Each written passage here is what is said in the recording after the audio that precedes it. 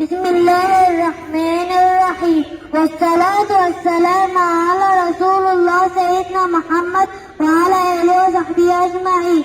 مع صباح يوم جديد نحدد اللقاء معكم في يومنا الإذاعي لهذا اليوم.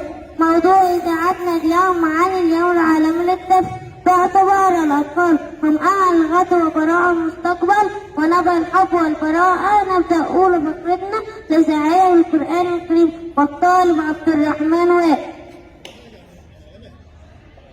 بسم الله الرحمن الرحيم.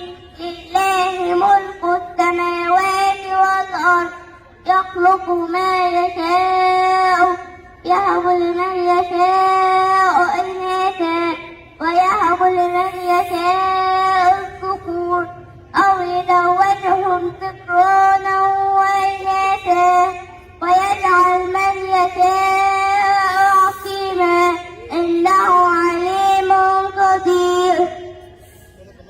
صدق الله العظيم. صدق الله العظيم وصدق رسوله الكريم. مع فقرة الحديث الشريف وكلام نبينا العظيم سيدنا محمد عليه الصلاة والسلام والطالب محمد سيد. رسول الله صلى الله عليه وسلم ليس من لم يرحم صغيرنا ويكفر كبيرنا. صدق رسول الله صلى الله عليه وسلم. هيا بنا نبحر في بحر العلوم المختلفة، والآن مع فقرة هل تعلم.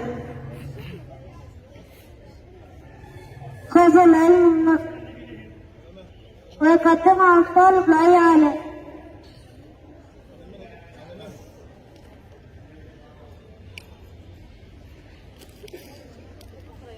عيد الطفولة. هل تعلم أن الأمم المتحدة قامت بتخصيص يوم 20 نوفمبر للاحتفال بعيد الطفولة؟ هل تعلم أن الهدف من الاحتفال بعيد الطفولة هو تقوية الوعي بين أنحاء العالم؟ خذوا العلم من العلماء وخذوا الحكمة من الحكماء، والآن مع الحكمة والطالب عمار محمد. You should think about learning to eat just know what can take it away from you.